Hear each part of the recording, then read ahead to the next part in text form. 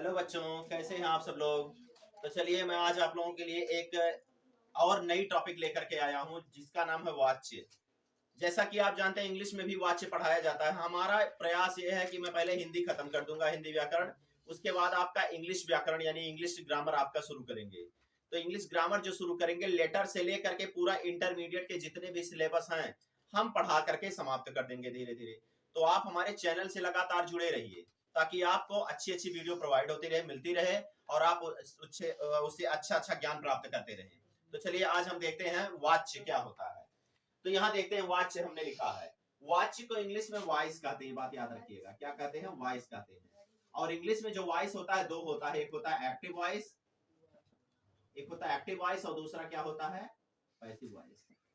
ठीक, एक होता है एक्टिव वॉइस और दूसरा क्या होता है, पैसिव वॉइस। मतलब एक होता है कृतवाच्य और दूसरा होता है कर्मवाच्य। ये दो प्रकार के वाच्य होते हैं। अच्छा, लेकिन हिंदी में जो होता है, हिंदी में तीन प्रकार के वाच्य होते हैं। एक होता है कर्तावाच्य, कृतवाच्य, दूसरा होता है कर्मवाच्य और तीसरा जो होता है उसे बोलते हैं भाववाच्य। लेकिन चलिए हम समझते हैं कि वाच्य वास्तव में होता क्या, वॉइस होता क्या है। तो वाक्य में कर्ता, कर्म या क्रिया में से किसकी प्रधानता है यह बताने वाला क्या कहलाता है, वाच्य कहलाता है। मतलब जब हम किसी वाक्य में देखते हैं और हमें पता चलता है कि कर्ता की प्रधानता दी जा रही है, कर्ता को प्रधानता दी जा रही है, या फिर कर्म को प्रधानता दी जा रही है, या फिर क्रिया को प्रधानता दी जा रही है, तो जिससे हमें पता चलता है उसे हम क्या कहते हैं, वाच्य कहते हैं। यानी वाक्य में कर्ता, कर्म या क्रिया में से किसी की प्रधानता है यह बताने वाला क्या कहलाता है, वाच्य कहलाता है। और जो वाच्य हिंदी में होते हैं भैया, वाच्य के तीन भेद होते हैं बाबू। ठीक, हिंदी में तीन भेद होते हैं। एक होता है कृतवाच्य या कर्तावाच्य, दूसरा होता है कर्मवाच्य और तीसरा होता है भाववाच्य। क्या होता है, भाववाच्य। अब कर्तावाच्य या कृतवाच्य क्या होता है, जैसा कि नाम से यह स्पष्ट है, कर्ता, कर्म, भाव। तो कर्तावाच्य क्या होता है, जब वाक्य में कर्ता प्रधान होता है तो इसे कर्तावाच्य कहते हैं। यानी जब वाक्य में कर्ता प्रधान हो तो उसमें कौन सा वाच्य होता है, कर्तावाच्य होता है। जब वाक्य में कर्ता प्रधान होता है तो इसे कर्तावाच्य कहते हैं। अच्छा, हमने यहाँ यह भी लिखा है कि जब क्रिया का लिंग वचन कर्ता से मेल खाएगा तो कर्ता प्रधान हो जाएगा, और जब कर्ता प्रधान हो जाएगा किसी वाक्य में तो वह कौन सा वाच्य हो जाएगा, कर्तावाच्य या कर्तवाच्य हो जाएगा। जैसे मीना पुस्तक पढ़ती है, मीना पुस्तक पढ़ती है, अब इसमें देखिए प्रधानता किसको दी जा रही है, कर्ता को। और यहाँ हमने लिखा जब क्रिया का लिंग वचन कर्ता से मेल खाए। देखिए मीना स्त्री है तो पढ़ती है, अगर पुरुष होता तो पढ़ता है होता। इसका मतलब क्रिया का लिंग वचन कर्ता से मेल खा रहा है। क्रिया का जो लिंग वचन है वो किससे मेल खा रहा है, यानी इस क्रिया का लिंग वचन किससे मेल खा रहा है, कर्ता से। अगर यहाँ मीना अगर यहाँ होता मोहन होता तो पुस्तक पढ़ता है होता, पढ़ती है नहीं होता।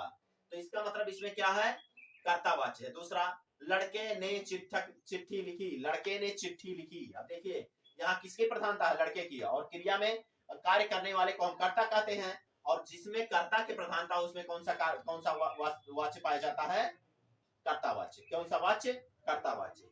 तीसरा, राम घर जाता है। अब किसके बारे में बताया जा रहा है, किसकी प्रधानता है, राम की। इसके बारे में इसमें कौन सा वाच्य हो जाएगा, कर्तावाच्य। अब दूसरा आ जाते हैं कर्मवाच्य। जब वाक्य में कर्म प्रधान होता है, देखिए इसमें कर्ता प्रधान होता था, इसमें क्या होगा, कर्म प्रधान होता है तो इसे कर्मवाच्य कहते हैं। नोट हमने लिखा है कि जब वाक्य में कर्ता के बाद या तो से लगा हो या फिर द्वारा लगा हो एवं उसके बाद कर्म दिया हो तो उसमें कर्मवाच्य होता है। यानी कर्ता के तुरंत बाद से या द्वारा लगा रहेगा और साथ साथ क्या दिया रहेगा, ऑब्जेक्ट भी दिया रहेगा, यानी कर्म भी दिया रहेगा। जैसे राम के द्वारा घर जाया जाता है। अब यहाँ देखिए राम के तुरंत कर्ता के बाद क्या लगा है, द्वारा लगा है कि नहीं, राम के द्वारा लगा है ना। तो जब कर्ता के बाद से या द्वारा लगा हो और उसके बाद ऑब्जेक्ट जरूर दिया हो तो उसमें कौन सा वाच्य हो जाता है, कर्मवाच्य। देखिए ऑब्जेक्ट घर दिया है। दूसरा देखते हैं, लड़कियों से गीत गाया जाता है। देखिए कर्म किसे कहते हैं, कर्ता द्वारा किए गए क्रिया का प्रभाव जिस व्यक्ति या वस्तु पर पड़ता है उसे हम क्या कहते हैं, कर्म कहते हैं। तो देखिए लड़कियां क्या कर रही हैं, गीत गा रही हैं, इसका मतलब इसका प्रभाव किस पर पड़ रहा है, गीत पर। और काम कौन सा हो रहा है, गाने का काम। अब देखिए लड़कियों, यहाँ लड़कियां क्या है, काम करने वाले को कर्ता कहते हैं। तो यहाँ लड़की क्या करता है, इसके बाद देखिए से या द्वारा लगा है और उसके तुरंत बाद ऑब्जेक्ट दिया है, तो इसमें कौन सा कारक हो जाएगा, कर्म कारक। और तीसरा जो होता है उसे हम बोलते हैं भाववाच्य। तो भाववाच्य क्या होता है, जब वाक्य में क्रिया प्रधान हो तो उसमें भाववाच्य होता है। इसमें होता था कर्तावाच्य में, इसमें कर्ता प्रधान होता था, इसमें कर्म प्रधान होता था, और इसमें क्या होगा, क्रिया प्रधान होगा। तो जब किसी वाक्य में क्रिया की प्रधानता हो तो उसमें कौन सा वाच्य होता है, भाववाच्य होता है। जैसे दिनेश से गर्मी में सोया नहीं जाता है, अब देखिए इसमें कौन सा वाच्य होगा, भाववाच्य होगा। बालक से खेला जाता है, देखिए इसमें कौन सा वाच्य होगा, भाववाच्य होगा। तो बेटा जो हिंदी में वाच्य होते हैं वो तीन होते हैं, एक होता है कर्तावाच्य, दूसरा होता है कर्मवाच्य और तीसरा होता है भाववाच्य। तो चलिए एक बार और हम देख लेते हैं वाच्य क्या होता है। वाक्य में कर्ता कर्म या क्रिया में से किसकी प्रधानता है यह बताने वाले को हम क्या कहते हैं, वाच्य कहते हैं। और हिंदी में जो वाच्य होते हैं तीन होते हैं, एक होता है कर्तावाच्य या कृतवाच्य, दूसरा होता है कर्मवाच्य और तीसरा क्या होता है, भाववाच्य। कर्तावाच्य में कर्ता की प्रधानता दी जाती है, कर्मवाच्य में कर्म की प्रधानता दी जाती है और भाववाच्य में क्रिया की प्रधानता दी जाती है। तो इस प्रकार हमने बहुत तेज भी नहीं पढ़ाने का प्रयास किया, बहुत छोटा सा टॉपिक था, लेकिन इसमें से प्रश्न आपके 1 से 2 नंबर के बनते रहते हैं। तो आप लगातार हमारे वीडियो को देखते रहिए और हमारे चैनल से जुड़े रहिए। हमारे वीडियो को शेयर कीजिए, खूब झूम करके शेयर कीजिए। और हमारा प्रयास है कि हम जल्द से जल्द अपना व्यवस्था भी कर लेंगे, थोड़े से प्रयास में लगे हैं, थोड़ा सा और भी व्यवस्था हम कर देंगे ताकि आप लोगों को अच्छे से अच्छी क्वालिटी मिल सके। तो आप वीडियो को लाइक कीजिए, शेयर कीजिए और चैनल को जरूर सब्सक्राइब कीजिए। धन्यवाद।